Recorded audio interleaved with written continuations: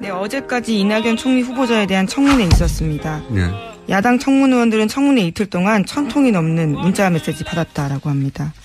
문자 메시지, 예. 1000통이 넘는. 이거 관련해서는 좀 뉴스 좀 나오고 어디도 잠깐 뭐 자제할 필요 없다고 제가 했는데, 이게 이제 문자 폭탄이라는 단어부터가 굉장히 부정적인 뉘앙스죠. 근데 가만히 생각해 보면 이건 문자를 받는 정치인 시각에서 본 겁니다. 정치인 입장에서는 막 쏟아지니까.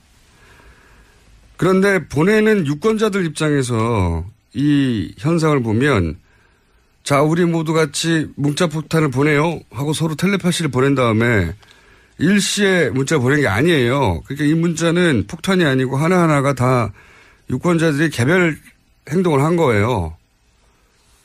그런데도 이렇게 많이 문자가 가는 건 그 어떤 정치인의 어떤 언행을 보고 같은 감정을 느낀 유권자가 그렇게 많다. 그걸 입증하는 겁니다. 문자 폭탄이라고 부르면 안 되는 거예요. 정확하게. 이거는 그냥 정치인이 문자를 많이 받았네? 라는 관점에서 그 결과치만 보는 거고요.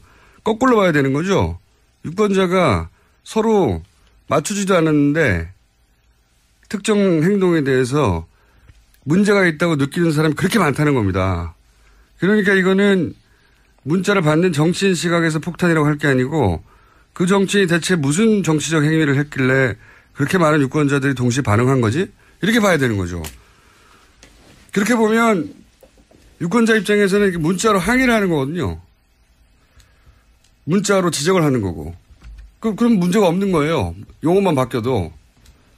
생각해보면 아니 뭐 정치인이 아닌 저도 방송하면 막 수백 통씩 문자가 쌓입니다. 저기에. 카톡도 오고 게시판에 뭐 앱에 욕설도 오고 방송국으로도 막 전화 게스트가 뭘 마음에 안 들면 수백 통씩 전화 오기도 해요. 항의 전화 오고. 어떤 날은 거의 전체가 비난입니다. 저희 PD부터 끌려 나와가지고. 마음에 들지 않는 게스트가 마음에 들지 않는 말을 하거나 하면 PD 나가 죽어라 이것부터 시작해가지고. 그렇다고 제가 우는 소리 합니까? 아니 우는 소리를 한다고 정말 잘 울었다고 누가 해줍니까? 바보 소리나 듣지? 응? 청취자 반응조차 수용하지 못한다는 소리 듣지. 정치인만 왜 우는 소리를 듣고 있는 거죠? 이거는 정치인들은 한 사람 한 사람이 헌법기관이에요. 대의기관이고. 그런데 어떤 정치행위 뭐 청문회를 하든 가중이든 어쨌든 하는데 유권자가 이것은 문제라고 정치 의사표현을 하는 거예요. 거기다 왜 우는 소리를 합니까? 이전에 그런 적이 없었던 거는 과거에는 정치인한테 그런 문자를 보내는 게 두려웠거든요. 막연히. 정치인이 막 대단한 거 같고 감히 국회의원에게. 내 일도 아닌데 그 일이 직접. 뭘 그렇게까지 하나. 근데 그게 이제는 이 정치적 참여율이 대단히 높아져가지고 그 벼슬이 아니고 세금 받는 공복이니까 내가 정치적 의사표현을 하는 거예요. 당연히.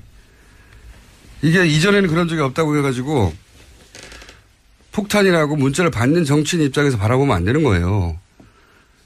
정치적인 행위는 언제나 유권자한테 이렇게 감시 평가의 대상이 돼야 되는 겁니다. 그걸 감수해야 될 의무가 있는 거고 안 그러면 정치는 하면 안 되는 거예요 이제. 유권자 의식이나 행동 양식이 계속 변하는데 정치인이 여기 적응을 못하면 안 되는 거죠. 적응을 해야지. 아니 옛날처럼 보내지 마세요 이런 거거든요. 네, 물론 뭐 시간이 너무 늦다거나 내용이 협박성이 있다에 대해서 호소하는 부분도 있었습니다. 그런 사람도 있겠죠. 저희 문자에도 많아요. 욕설도 있고. 그리고 그 문자는 유권자들이 자기 전화번호를 노출하고 하는 거예요. 익명으로 하는 게 아니에요. 예. 휴대폰을 겨우 문자 보내는데 휴대폰을 면상에 던졌다고는 모르겠어요. 수백 명이. 이건 무슨 화염병 던지지 말라는 수준으로 자꾸 가르치려 들 게 아니고 배워야 돼요. 새로운 유권자 행동 양식을. 그러면 휴대폰 하나 더 두세요. 문자 받는 휴대폰을 정치인들이 직접적으로 공개하고 저한테 항의하시거나 의견이 있거나 또는 뭐 격려하실 분들은 제가 일상적인 생활도 해야 되고 하니 휴대폰을 하나 더 두겠습니다. 라고 하든가. 하여튼 저는 이 현상을 바라보는 언론의 태도도 마음에 안 들고 이걸 문자 폭탄이라고 부르는 용어도 마음에 안 들고 왜 문자 폭탄이에요. 그건 받는 사람 중심으로 그 정치인이 해당 관점에서 요거를 정한 거예요. 보내는 사람은 다 개별적으로 보내는 겁니다. 하나하나. 너무 길게 했네. 자, 다음 뉴스 짧게 해주세요. 아니, 생각하면 생각할수록 난 이상해서 이 현상이. 이걸 보고 자꾸 가르치려고 드는 게 그러지 말라고. 왜 자제를 해야 해요? 청문회에 있었던 일인데 국민의당 김광수 의원이 이제 청문회 중 문자 폭탄이 왔다고 하면서 뭐 오전 청문회를 하면서 휴대폰이 계속 울려서 확인을 해보니까 지랄하네. 너는 군대 갔다 왔냐? 다음 너 낙선 운동하겠다. 이런 문자가 왔다고 해요. 문자 폭탄에 대해서 한번 이야기 한번 해보려고 하는데 나는 원천적인 의문점이 있어요. 몇 통 이상이 문자 폭탄인가요? 나 그게 의문점이 있어요. 시간당 몇 통 이렇게 계산해야 되는 거 아닐까요? 법으로 정해야 돼. 왜 그러냐면 이게 부풀려질 수가 있어. 나한테는 2통만 와도 문자 폭탄이야. 문자 폭탄이 왔다는 것을 누군가가 사진을 찍었습니다. 그래서 정태욱 의원의 스마트폰을 찍었는데 이런 얘기가 올라와 있네요. 문자 폭탄 굉장히 격조가 높아요. 민주시민들. 제발 결혼 얘기 그만하시죠. 수준 떨어져서 진짜 도저히 못 봐주겠어요. 뭐 이런 내용. 그 다음에 결혼식 비용 반반씩 내고 남자가 집 사는 거라면서요. 저는 여자인데 저희 집에서 결혼식 비용도 다 되고 집도 제가 샀는데요. 그러면 안 되는 건가요? 그리고 정태욱 의원님은 왜 나가셨어요? 그냥 계시지. 뭐 이런 굉장히 문자 폭탄 치고는 예의를 다 갖춘 분들의 그 항의성 그 문자인데 이것을 문자 폭탄이라고 이렇게 한마디로 퉁쳐서 이것도 뭐 문바들의 소행 뭐 이렇게 몰고 가려는 것 같은데 참 애잔합니다. 저는 이 키워드를 왜 설정했냐면은 이게 마치 문재인을 반대하는 사람들한테는 다 문자 폭탄이 쏘아지는 것처럼 뭔가 전통을 만들어 놔버렸어. 그래서 문재인이라고 하는 사람에 반대하면 다 문자 폭탄을 맞아야 문재인 반대편에 있는 것처럼 인증을 받게 한 상태가 돼서 아까 그 몇 통으로 정해야 된다고 하는 게 일단은 문자 폭탄이라는 게 과하게 부풀려지거나 실제로 한 몇 통, 몇십 통 정도 오는 것 같고 이게 언론상에다가 엄살을 피우려고 하면은 막 3,000통 받았네, 뭐 10,000통 받았네. 10,000통을 받고 뭐 이런 걸 떠나가지고 청문회 중인데 너무 어처구니 없어 하니 또 뭐 연락처를 어떻게 아는 사람들이 문자 몇 통 보낸 거 가지고 침소봉대해서 문자 폭탄이라고 그걸로 뭔가 이용하는 것도 그렇고요. 최근에 벌어지고 있는 문빠라고 불리우는 소위 그렇다는 거예요. 문팬 뭐 이런 분들에 대한 폄하 그런 걸로 좀 사용되지 않는가 싶어가지고 일단 말씀드리는 거고 박영선 의원 같은 경우에 대선 경선 한참일 때 라디오 프로에 나와가지고 그런 얘기했죠. 문자 폭탄 그때 이제 그게 뭐 양념 뭐 이렇게 확대돼 나갔는데 사람들로부터 받은 문자 폭탄이 문재인 대통령을 이렇게 지지하는 사람들을 나쁜 쪽으로 이미지화시키는데 굉장히 공헌을 한 측면이 있어요. 그런 것들이 주는 그 부정적 이미지 때문에 그러는 건데 정반대로요. 이렇게 한번 생각을 해봅시다. 그러니까 지금 현재 여당 쪽이 아니고 전에 야당 쪽이었던 사람들도 마찬가지로 그 당시에 야당이었던 지금 더불어민주당 쪽도 그런 방식으로 문자 폭탄 비슷한 거를 받았을 거란 말이에요. 사실 알고 보면 연락처가 공개돼 버리고 나면 문자 보내고 그래요. 근데 거기에 대해서 자꾸 그것이 가장 큰 문제다. 비인간적이다. 뭐 야 니들이 그러니까 내가 무서워서 살겠냐 이거? 그러면서 이렇게 본질이 호도돼 버리는 거 있잖아요. 그렇게 무서우면 정치를 안 해야죠. 그런 게 무서우면. 그러니까 그 문자 폭탄이라고 하는 거는 이쪽만 보내는 게 아니라는 이야기를 전 드리고 싶어서 말씀드리는 겁니다. 저도 그 언제부턴가 이 문자 폭탄에 뭐 폭언이 온다라든지 뭐 그런 소식을 들을 때부터 이건 아닌데 왜냐하면 문팬이라든지 지지자들은요. 최소한 제가 아는 그 그룹들은 문재인이라는 후보를 욕되게 하기 싫어서라도 발언이라든지를 정말 조심히 했었어요. 그때는. 그 당시에는.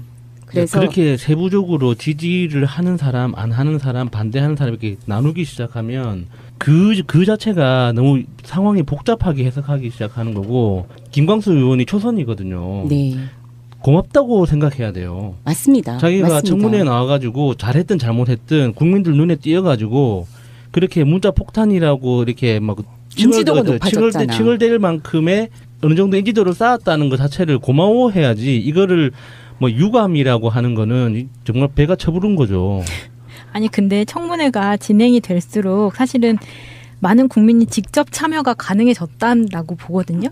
이렇게 청문회가 실시간으로 방송이 되면서 내가 저기서 말하고 있는 의원한테 바로 문자를 쏠 수 있어. 그리고 좋아요. 이 사람은 내 문자를 보고 스트레스를 받아.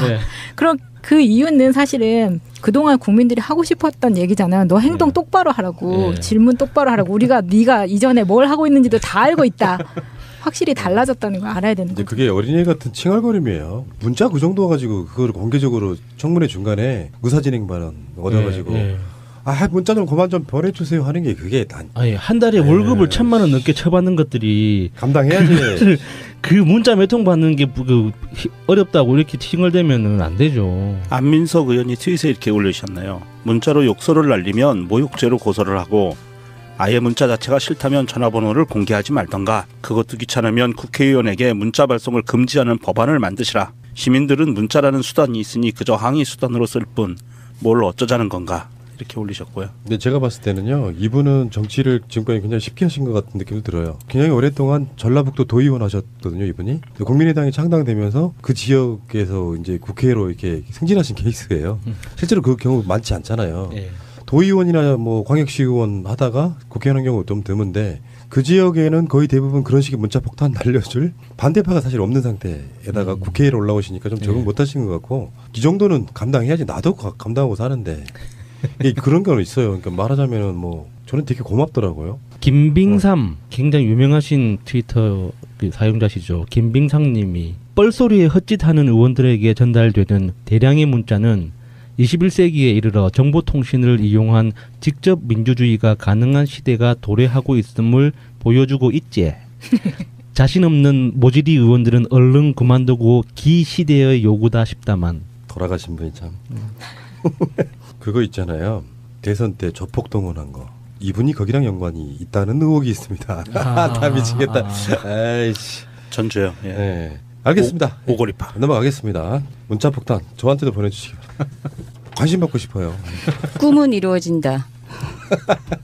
결론은 하나다. 누구한테나 그런 식의 항의성 문자는 온다를 문자 폭탄으로 이미지화 시키지 말아라. 전화 게스트가 뭘 마음에 안 들면 수백 통씩 전화 오기도 해요. 항의 전화 오고. 어떤 날은 거의 전체가 비난입니다. 저희 PD부터 끌려 나와가지고. 마음에 들지 않는 게스트가 마음에 들지 않는 말을 하거나 하면 PD 나가 죽어라 이것부터 시작해가지고. 그렇다고 제가 우는 소리 합니까? 아니 우는 소리를 한다고 정말 잘 울었다고 누가 해줍니까? 바보 소리나 듣지? 응? 청취자 반응조차 수용하지 못한다는 소리 듣지. 정치인만 왜 우는 소리를 듣고 있는 거죠? 이거는 정치인들은 한 사람 한 사람이 헌법기관이에요. 대의기관이고. 그런데 어떤 정치행위, 뭐 청문회를 하든 가중이든 어쨌든 하는데 유권자가 이것은 문제라고 정치 의사표현을 하는 거예요. 거기다 왜 우는 소리를 합니까? 이전에 그런 적이 없었던 거는 과거에는 정치인한테 그런 문자를 보내는 게 두려웠거든요. 막연히. 정치인이 막 대단한 것 같고. 감히 국회의원을 보고 같은 감정을 느낀 유권자가 그렇게 많다. 그걸 입증하는 겁니다. 이게 문자 폭탄이라고 부르면 안 되는 거예요. 정확하게. 이거는 그냥 정치인이 문자를 많이 받았네? 라는 관점에서 그 결과치만 보는 거고요. 거꾸로 봐야 되는 거죠. 유권자가 서로 맞추지도 않았는데 특정 행동에 대해서 문제가 있다고 느끼는 사람이 그렇게 많다는 겁니다. 그러니까 이거는 문자를 받는 정치인 시각에서 폭탄이라고 할 게 아니고 그 정치인이 대체 무슨 정치적 행위를 했길래 그렇게 많은 유권자들이 동시에 반응한 거지? 이렇게 봐야 되는 거죠. 그렇게 보면 유권자 입장에서는 문자로 항의를 하는 거거든요. 문자로 지적을 하는 거고. 그럼 문제가 없는 거예요. 용어만 바뀌어도. 생각해보면, 아니, 뭐 정치인이 아닌 저도 방송하면 막 수백 통씩 문자가 쌓입니다, 저기에. 카톡도 오고, 게시판에 뭐, 앱에 욕설도 오고, 방송국으로도 막, 내 일도 아닌데, 그 일이 직접. 뭘 그렇게까지 하나. 근데 그게 이제는 이 정치적 참여식 대단히 높아져가지고, 그 벼슬이 아니고, 세금 받는 공복이니까 내가 정치적 의사표현을 하는 거예요. 당연히. 이게 이전에는 그런 적이 없다고 해가지고 폭탄이라고 문자를 받는 정치인 입장에서 바라보면 안 되는 거예요. 정치적인 행위는 언제나 유권자한테 이렇게 감시 평가의 대상이 돼야 되는 겁니다. 그걸 감수해야 될 의무가 있는 거고 안 그러면 정치는 하면 안 되는 거예요. 이제. 유권자 의식이나 행동 양식이 계속 변하는데 정치인이 여기 적응을 못하면 안 되는 거죠. 적응을 해야지. 아니 옛날처럼 보내지 마세요. 이런 거거든요. 근데 물론 뭐 시간이 너무 늦다거나 내용이 협박성이 있다에 대해서 호소하는 부분도 있었습니다. 그런 사람도 있겠죠. 저희 문자에도 많아요. 욕설도 있고. 네, 어제까지 이낙연 총리 후보자에 대한 청문회 있었습니다. 네. 야당 청문의원들은 청문회 이틀 동안 1,000통이 넘는 문자 메시지 받았다라고 합니다. 문자 메시지, 1,000통이 넘는.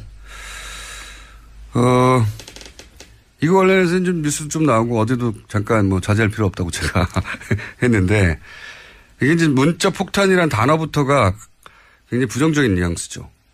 근데 가만히 생각해 보면 이건 문자를 받는 정치인 시각에서 본 겁니다. 정치인 입장에서는 막 쏟아지니까. 그런데 보내는 유권자들 입장에서 이 현상을 보면 자, 우리 모두 같이 문자 폭탄을 보내요 하고 서로 텔레파시를 보낸 다음에 일시에 문자 보낸 게 아니에요. 그러니까 이 문자는 폭탄이 아니고 하나하나가 다 유권자들이 개별 행동을 한 거예요. 그런데도 이렇게 많이 문자가 가는 건 그 어떤 정치인의 어떤 언행, 그리고 그 문자는 유권자들이 자기 전화번호를 노출하고 하는 거예요. 익명으로 하는 게 아니에요. 네. 휴대폰을 겨우 문자 보내는데 휴대폰을 면상에 던졌다고는 모르겠어요. 수백 명이. 이건 무슨 화염병 던지지 말라는 수준으로 자꾸 가르치려 들 게 아니고 배워야 돼요. 새로운 유권자 행동 양식을. 그러면 휴대폰 하나 더 두세요. 문자 받는 휴대폰을 정치인들이 직접적으로 공개하고 저한테 항의하시거나 의견이 있거나 또는 뭐 격려하실 분들은 제가 일상적인 생활도 해야 되고 하니 휴대폰을 하나 더 두겠습니다. 라고 하든가. 하여튼 저는 이 현상을 바라보는 언론의 태도도 마음에 안 들고 이걸 문자 폭탄이라고 부르는 용어도 마음에 안 들고 왜 문자 폭탄이에요? 그럼 받는 사람 중심으로 그 정치인에 해당 관점에서 용어를 정한 거예요. 보내는 사람은 다 개별적으로 보내는 겁니다. 하나하나. 너무 길게 했네. 자, 다음 뉴스 짧게.